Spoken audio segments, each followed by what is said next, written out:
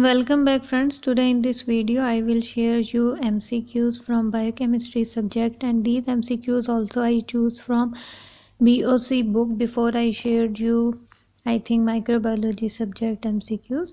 So we will start. Question number 36. Metabolic acidosis is described as option A, increase in carbon dioxide content and PCO2 with decreased pH. Option B, decrease in carbon dioxide content with an increased pH. Option C, increase in carbon dioxide with an increased pH.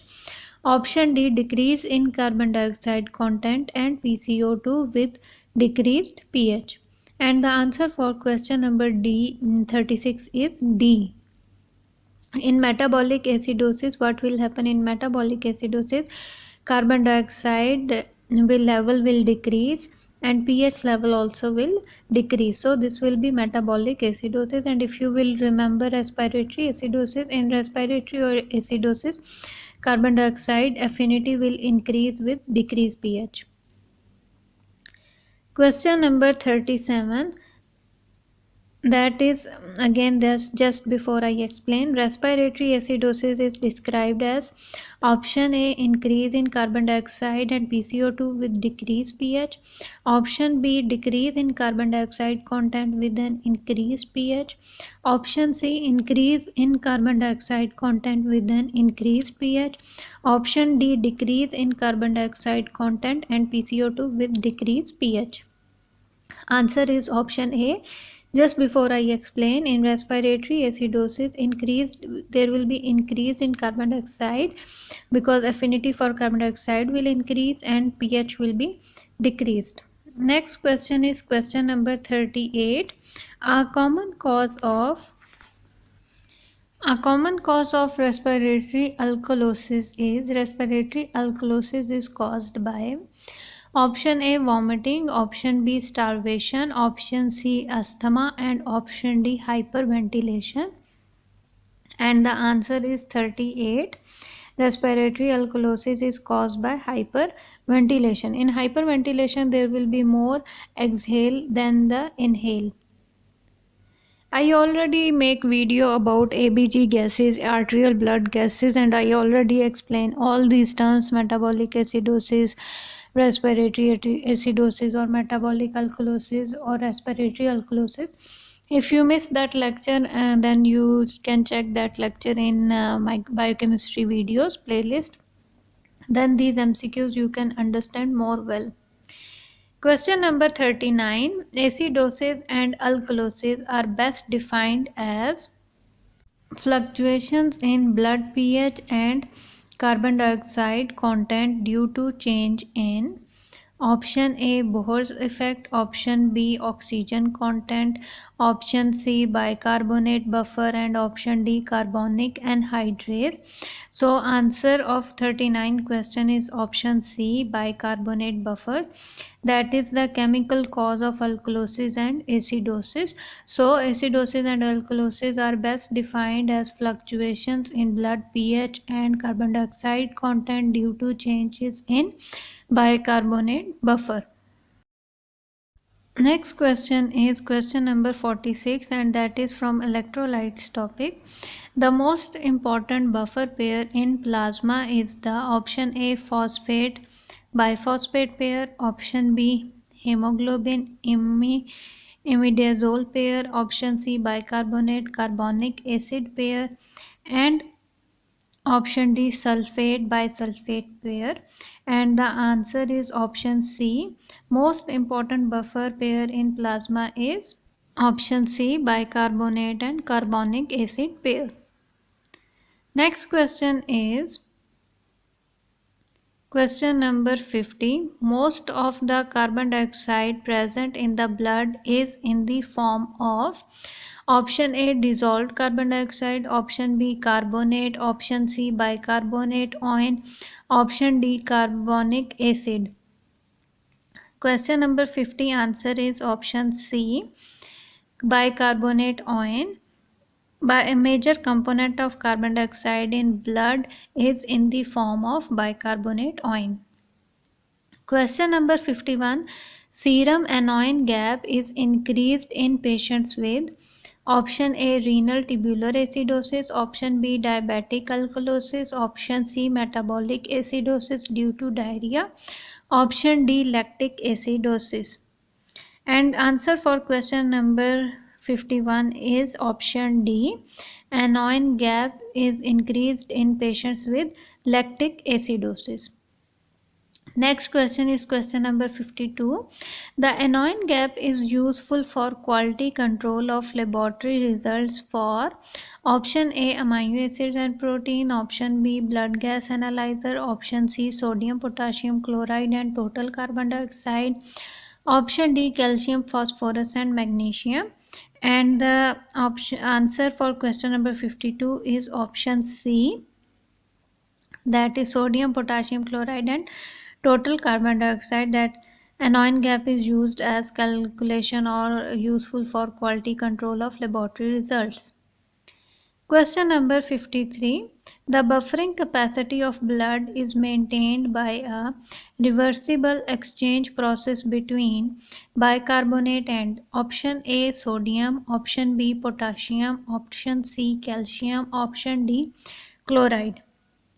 And the answer is option D, maintenance of chloride will help in the maintenance of buffering capacity of blood. Question number 54. In respiratory acidosis, a compensatory mechanism is means compensation is done by which level will increase. Option A respiration rate, option B ammonia formation, option C blood PCO2, option D plasma bicarbonate concentration. Question number 54, answer is option D, that plasma bicarbonate concentration will act as compensatory mechanism in respiratory acidosis. Next question is question number 55. Which of the following electrolyte is the chief plasma cation whose main function is maintaining osmotic pressure? Most common and most important question is option A chloride, option B calcium, option C potassium, option D sodium. And I think everyone know answer is sodium. Sodium is the cation that is helpful or that will regulate the osmotic pressure. Next question is question number 63. Calcium concentration in the serum is regulated by option A insulin, option B parathyroid hormone, option C thyroxine, option D vitamin C. And the answer is option B, that calcium concentration in the serum is regulated by parathyroid hormone, that we will call PTH also. Next question is question number 64. That regulation of calcium and phosphorus metabolism is accomplished by which of the following glands?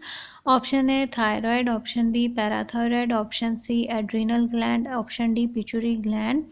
And the answer for question number 64 is option B parathyroid, that regulation of calcium and phosphate metabolism is done by or accomplished by parathyroid gland.